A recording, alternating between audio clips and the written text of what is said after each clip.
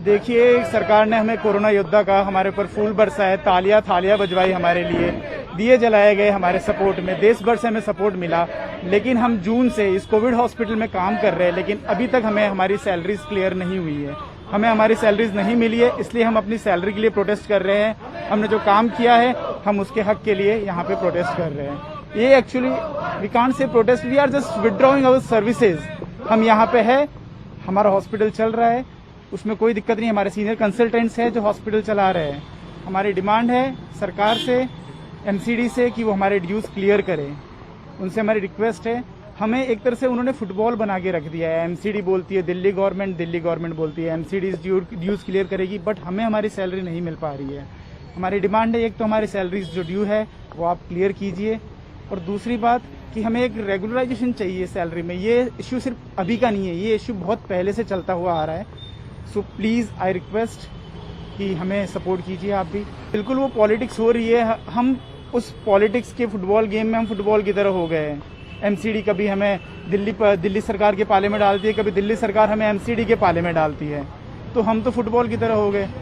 हम लोग यहाँ पे इसलिए प्रोटेस्ट कर रहे हैं क्योंकि हमारे को सैलरी नहीं मिल रहा है पिछले 4 महीने से, और एक ये रेगुलरली डिफ़ॉल्ट चीज़ हो गई है जो हिंदुराव में हो रही है, और नॉर्थ एमसीडी अदर हॉस्पिटल्स में भी ये चल रहा है कि हर 3-4 महीने बाद हमें एक प्रोटेस्ट करना पड़ता है जो अपनी सैलरी अपने हक के लिए।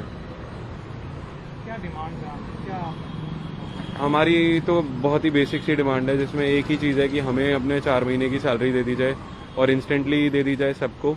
जितने भी हेल्थ कर्मचारी यहाँ पे हैं, नॉर्थ एमसीडी के ऑफिशियल्स हैं, सबको एक सैलरी उनकी जो हक है वो दे दी जाए। और दूसरी चीज़ ये है कि हमें वो एक पेमेंट जो है हर महीने की रेगुलराइज कर दी जाए। आपको एडमिनिस्ट्रेशन से क्या बोला जा रहा है? क्या आपको? हमें एडमिनिस्ट्रेशन से अभी तक सिर्फ वर्बल एश्योरेंसेज आ रही हैं कि वो लोग इस चीज़ को स्ट्रीमलाइन करने की कोशिश कर रहे हैं। वो रेवेन्यू जनरेट करने के प्रोसेस जो होते हैं एमसीडी के, वो स्ट्रीमलाइन कर रहे हैं, और लेकिन उन चीज़ों को भी स्ट्रीमलाइन करने के लिए उन्होंने हमसे 30 नवंबर तक का टाइम मांगा है, जो कि हमारे लिए अनबेरेबल है।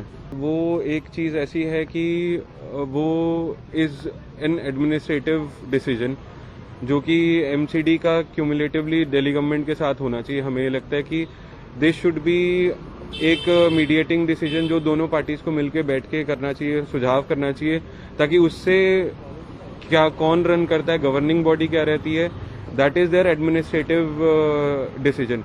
जो डिसीजन आना हमारे लिए चाहिए, हमारे फेवर में, वो एक ही डिसीजन आना चाहिए कि इनको सैलरी कब मिले, कैसे मिले, और हर बारी रेगुलर मिले।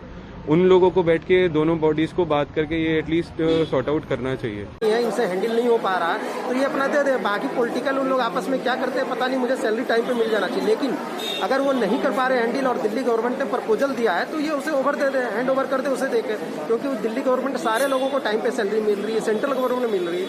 तो आप क्यों इतना बर्डन ले रहे हो? आप दे दो बर्डन। मतलब अब आपको भी लग रहा है कि सिर्फ यही रास्ता बचा है कि अस्पताल को टेक ओवर कर लिया जाए? जी, क्योंकि ये एमसीडी का एक बार का नहीं है कि अभी मैंने कर लिया हो गया, ये बार हमेशा का यही हाल है। इसका मतलब ये कंटिन्यूस चलने वाली परेशानी है। ये परेशानी आपसे सोल्व नहीं हो पा रही, तो बेटर ये है कि आप दूसरे को हैंड ओवर कर दो। आपके पास अगर फंड की कमी है, पैसे नहीं है, आपसे नहीं हो पा रहा, ये तो हमेशा स्ट्राइक हो रहा है। आज से 6 महीना पहले भी हुआ, फिर अभी सैलरी आएगी 1-2 महीने के, अगर फिर 4 महीने के बाद ये लोग ऐसे नहीं कि ये प्रॉब्लम सॉल्व हो जाएगा, फिर होने वाली है।